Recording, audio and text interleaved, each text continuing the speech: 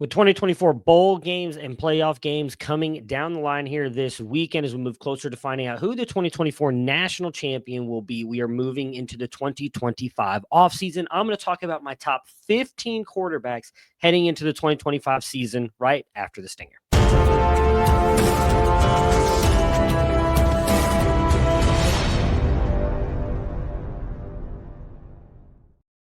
If you like what we are doing here at Camps to Canton, please consider hitting that like and subscribe button so you can help us spread the good word of the college fantasy football game around the world as we continue to grow. In my opinion, one of the most exciting fantasy formats around in the Campus to Canton leagues. If you want to know more about that, please check out the description in this video. Go to the website. Just $2.99 a month gets you in the door. All kinds of incredible tools and incredible features on the website, including, again, a great format in Campus to Canton and ways to play it. All right. College football, as I said, the 2024 season is coming to an end. If you watch the video that released on Monday, December 16th, you got to see my quarterbacks 30 through 16. And for today's video, I'm going to talk about my top 15 ranked quarterbacks going into the 2025 season. And we're going to start with number 15, and it is a true freshman, Tavon St. Clair. In my opinion, one of the best prospects in the 2025 recruiting class, and Ohio State lands him. He is a 5-star. He is, for me now, currently ranked in my recruiting rankings behind Bryce Underwood and Keelan Russell. He's my QB3, just ahead of Deuce Knight. Those are the only, I have 5 tier 1 quarterbacks. Houston Longstreet is another one who is my QB17, but you can see the other 3 are all in these top 15 rankings. And I think Tavon St. Clair realistically has a shot to play as a true freshman at Ohio State, which I know sounds crazy, right? If you watch the video of 16 through 30, you saw that Julian Sain was in my 16 through 30. I just don't see an elite trait with Julian Sain. It's just not there. And Tavon St. Clair, in my opinion, can do it all. And he fits what Ryan Day wants out of a quarterback. He's a much stronger arm. He's more mobile. He's not going to bring you much with his legs, but he is more mobile, in my opinion, than Julian Sain. I don't know that he will actually play as a true freshman because, again, they have Julian Sain on the roster, but Devin Brown has entered the transfer portal. As of recording this video, Aaron Nolan has entered the transfer portal. Many expect Lincoln Kineholz to enter the transfer portal. So there's a realistic shot going into the 2025 season. It's just Julian Sain and Tavon St. Clair, outside of them probably going to the portal and bringing somebody in. And again, I just think Tavon St. Clair is the better player. Ryan Day, depending on what happens in the playoffs, could be coaching for his job next year if he doesn't lose it this offseason. And at this point, I think he's going to throw everything at the wall to get it to stick and win games. And at the end of the day, I think you play the best player, and that is Tavon St. Clair. So I have him ranked higher than Julian Sain because at the end of the day, I think he's got better pro potential as well. Whether or not he plays as a true freshman in 2025, we will see. He is still a little bit raw and did not play the toughest competition in Ohio, but I still think is the much better player. Number 14 is Kansas State's Avery Johnson. Took a small step forward as a passer last year in his first season starting for Kansas State. And obviously, we know what he is as an athlete. He's arguably one of the better athletes in the college football landscape, and it was why we liked him so much coming out. We had him highly rated.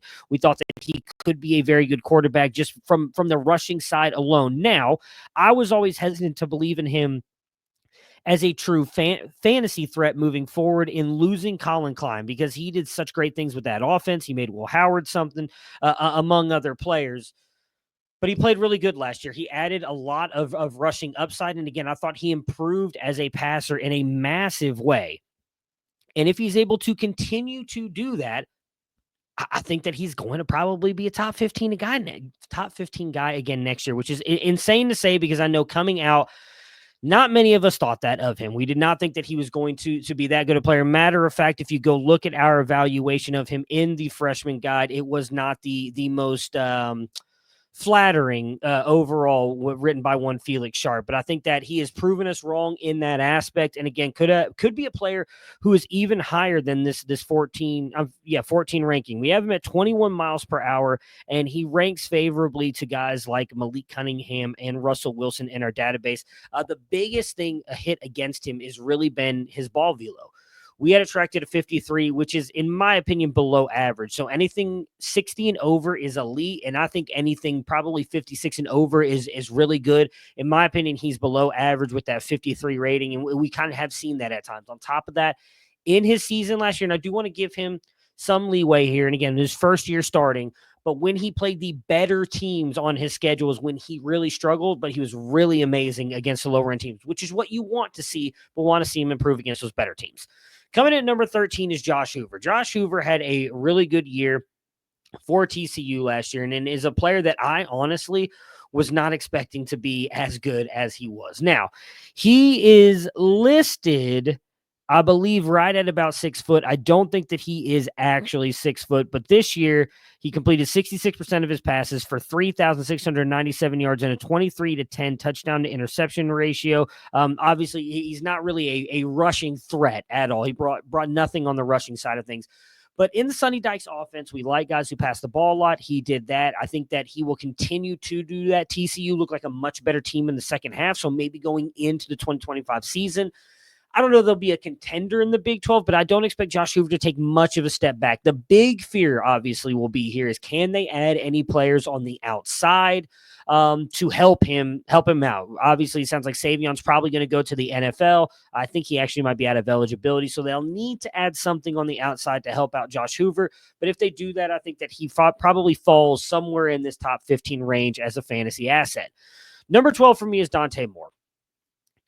Obviously, the last time we saw him on the field starting at UCLA was not great, but he was a top-ranked quarterback in all the recruiting services, and he was my number 2 quarterback behind Arch Manning in his class. I still believe that he's a very talented quarterback, but he's not going to bring you any rushing upside. But I thought he mechanically sound. He was a 4-year starter in high school, started as a freshman for the varsity team in high school, won them 3 state championships. Like he is really an incredible player and has had a lot of experience playing the quarterback position, but it just didn't seem to work out. And we kind of talked about that. If you go back and look at our National Signing Day video, I know for sure I was one of them was like, I don't understand Dante Moore is not a fit with Chip Kelly.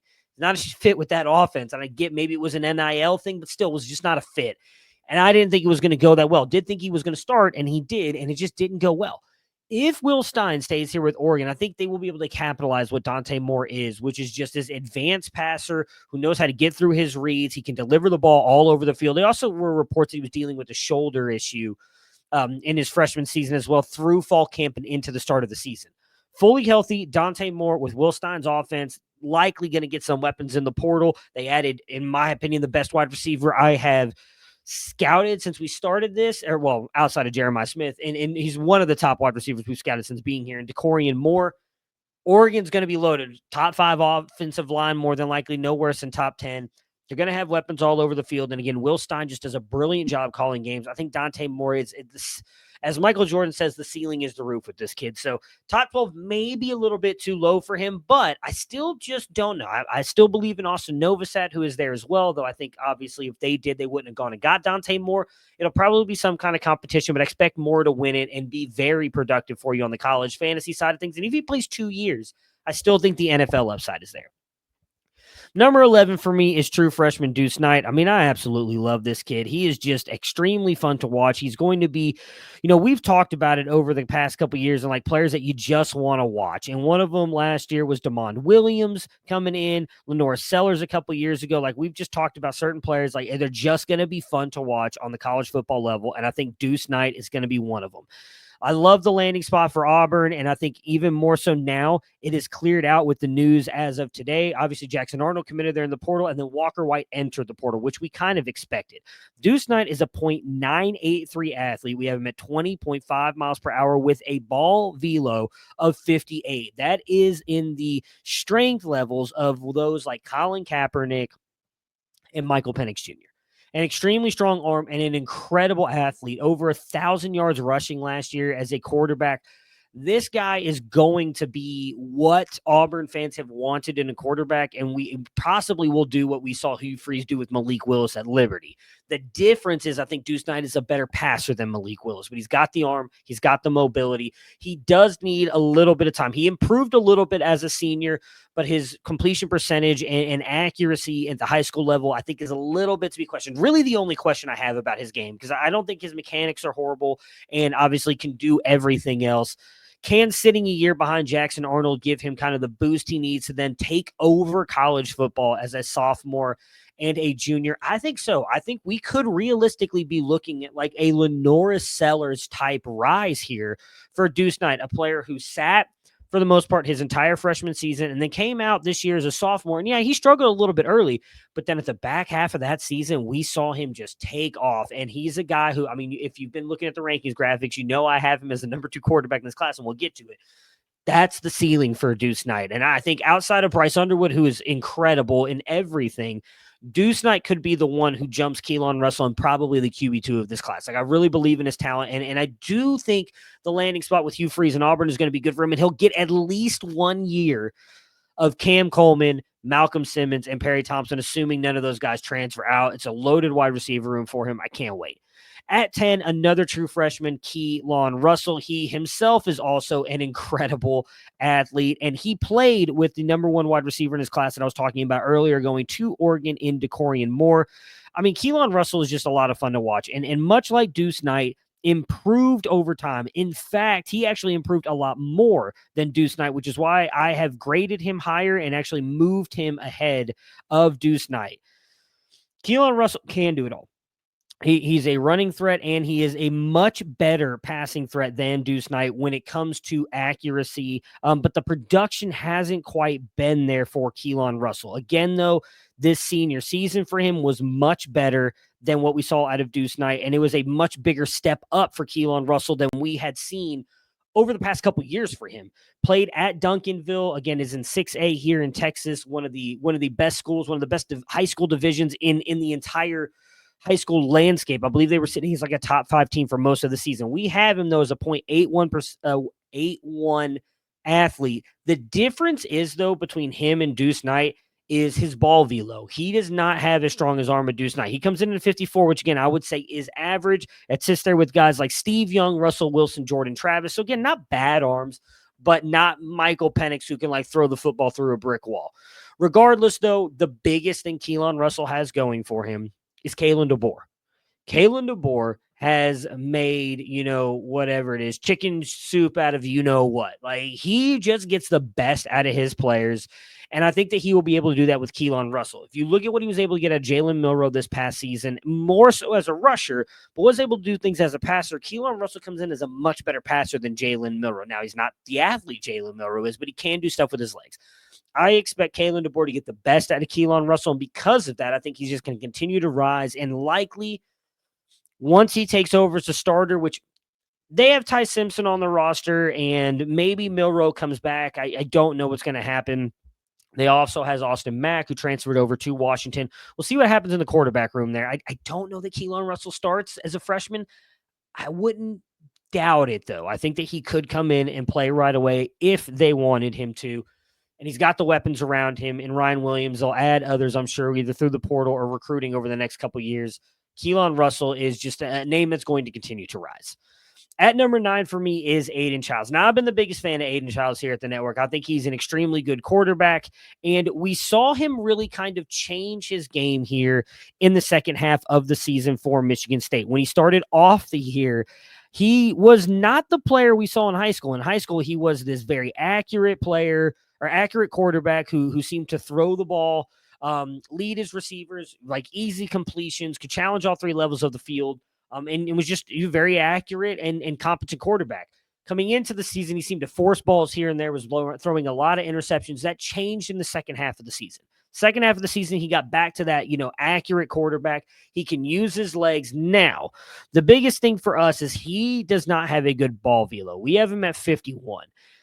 I think some of that was due to testing numbers when he was injured, coming off of a broken, I believe it was a broken forearm or wrist that really kind of affected his throwing for a little bit. In his senior season in high school, he played the whole year. He was not injured, but it just seemed like that injury held him back a little bit. In my opinion, on the college football field, I've seen a much stronger arm than what we saw in high school. And he is also kind of younger for his class. He's growing into his body and everything. He brings a dynamic rushing threat as well. I think he's faster than some of the stuff that we have in our database as well. So 9 might be too high for him. There might be a lot of people look at Aiden Childs and think he doesn't even deserve to be in the top 15, and that's fair. But I also believe in Jonathan Smith, and what Jonathan Smith was able to get out of some pretty bad quarterbacks at time at Oregon State. I mean, DJU had arguably his best year with Jonathan Smith. I think he can get that at Aiden Childs, and I think Aiden Childs is likely a player who's going to be in school for 2 more years and will be a guy who continues to progress up, and I think does have the ability to be a first-round draft pick, so that's why I have him so higher. Number 8, Garrett Nussmeier, LSU. We know he's coming back. I mean, he overall had a good year last year. Obviously, he kind of tailed off in the second half of the season, and we've talked a lot about that on this network. A lot of that is, when defenses don't have to necessarily worry about your running game or even you taking off, they can kind of just drop everybody back in coverage, and Garrett Nussmeier has not seen a window that he doesn't want to try and throw the ball into. That caused him to have a lot of interceptions in the second half of the field, but still finishes a top 24 fantasy asset last year. He finishes QB 22, averaging 27.7 points per game. I mean, finished the season with, again, those were his bad games. He went from 31 points to 12, 13, 22, then 29. I think that next year he should be better. They'll still have a top offensive line. I think right now it's ranked in the top 5. They'll probably at worst be top 10. They're only losing one player as of now, I believe, on that offensive line. The biggest issue is going to be they're losing a lot of wide receivers in that room, and I don't know that they'll be able to get anybody really big out of the portal. So far, it looks like the top names are going other places, so that could hurt Garrett Nussmeier. And Brian Gelly's been kind of all over the place with his recruiting stuff as well. It's like, NIL's ruining recruiting. He's not really seeming to bring in these high-end guys in the recruiting class anymore. I mean, LSU, I think you could argue, is right there with Ohio State as wide receiver with the wide receivers they put into the NFL. Maybe you could even say they're better than Ohio State. And yet they're not getting those guys under Brian Kelly. So I would be a little bit worried about that for Garrett Nussmeier. But again, talking about just his NFL talent and what we saw out of him at the beginning of the season, even with the way he kind of fell flat in the second half, as I mentioned, still finishes QB 22. I think he's going to be a top 22 asset. And again, he has the tools to be a first-round quarterback. We got to talk about my guy here, Sam Levitt, at number 7. I wanted to raise him higher. If I could have put him at like 3 ahead of Arch Manning, I would have, but I just feel like that would have been an injustice. But I talked about it at the beginning of the year. I flag planted Sam Levitt. I was like, this guy with Kenny Dillingham is going to figure it out. Kenny Dillingham, I think, is, and I've said it before. I said it when he was at Oregon, an underrated offensive mind.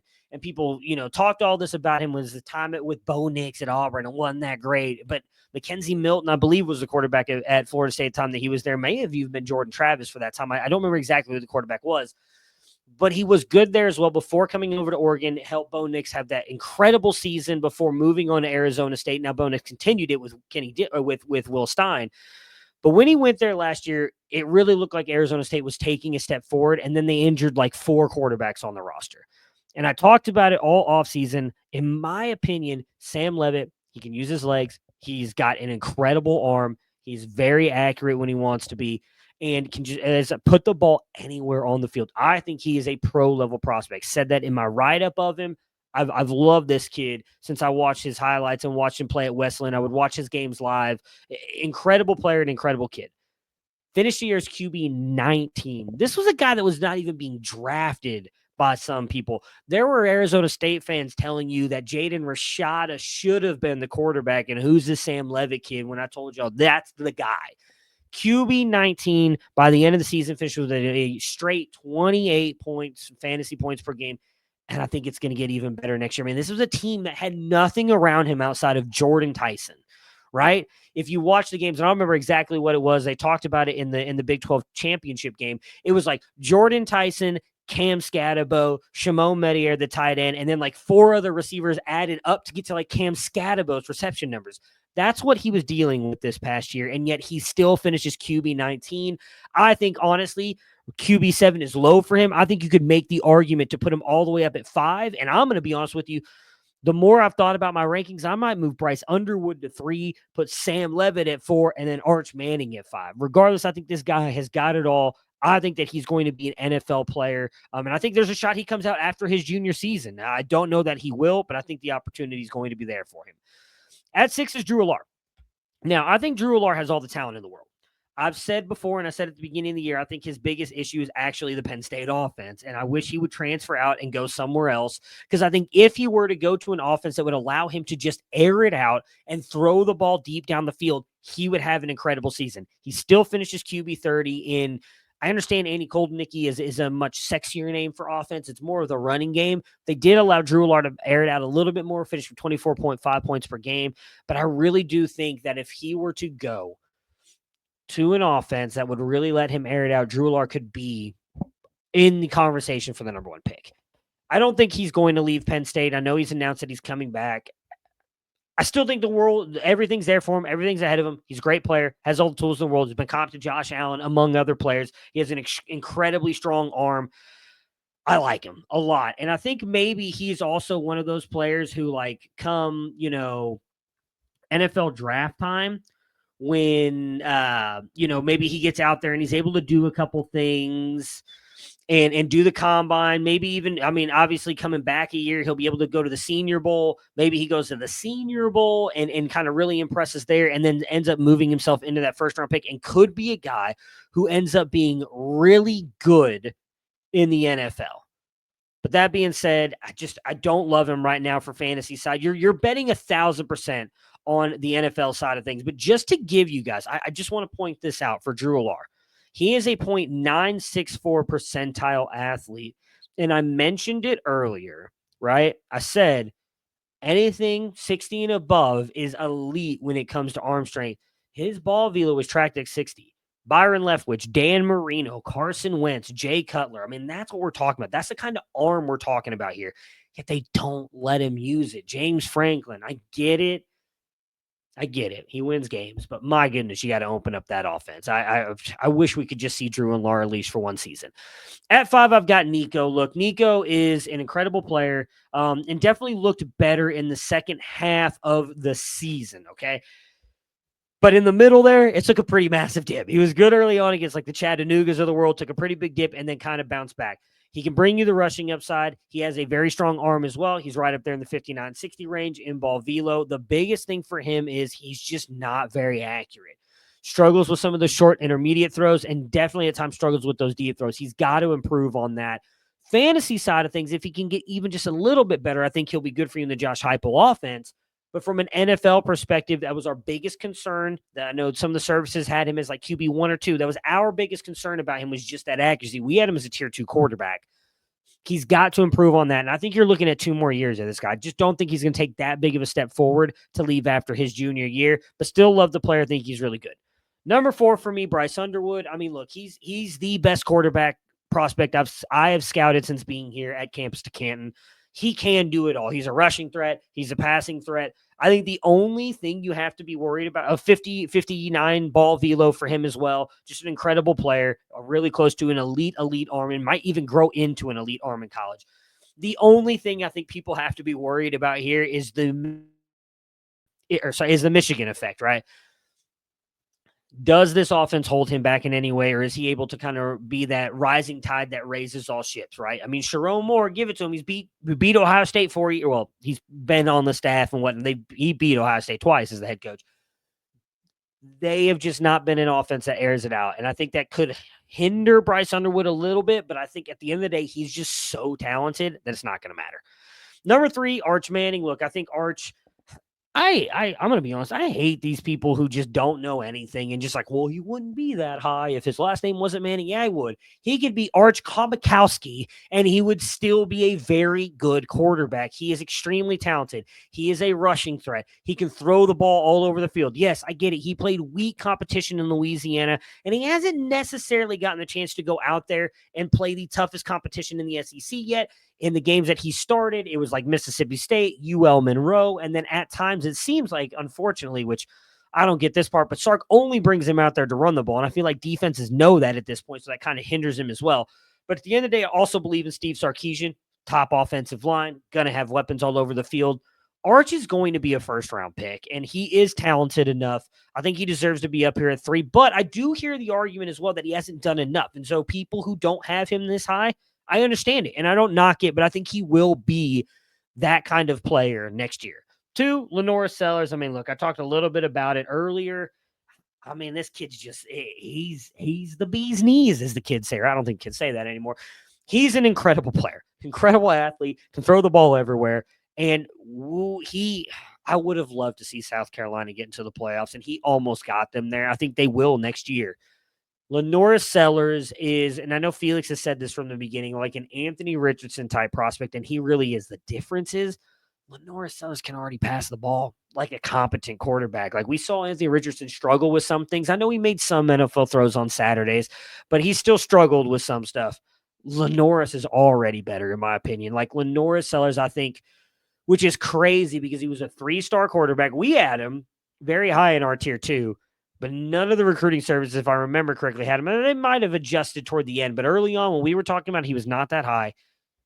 He could legitimately be the number 1 pick next year over Arch, over Malachi Nelson, Dante Moore. I mean, none of those guys, but Nico, like they've not been. Lenora Sellers, I think, is locked in at this moment outside of an injury. Probably is a top 5 NFL pick next year. That's just how good I think he is and is going to continue to be. I'm excited to see what next step he can take next year because he did take a step forward in 2024, his first year starting specifically in the back half of the season. And last but not least, my number 1 quarterback, DJ Lagway. I've really enjoyed watching Lagway. I thought that he did a really good job of coming on and being a much better player toward the second half of the season. What's even crazier about that is there's a lot of people who kept talking about it's like, yeah, he's raw. I don't think he's going to be able to, do this and that. And I was just like, yeah, but the talent's there, right? We talked a lot about it in our recruiting guide. Again, if you're a member of the website and you're in the NIL channel, I believe you got to listen to our recruiting call where I talked about, and even on our Devi call, I understand that Dylan Raiola was the more, polished prospect, but DJ Lagway, in my opinion, was already right there with Dylan Raiola, and his ceiling was so much higher. All he had to do was kind of just improve a little bit on some things, his mechanics, and just kind of not just throwing balls like crazy.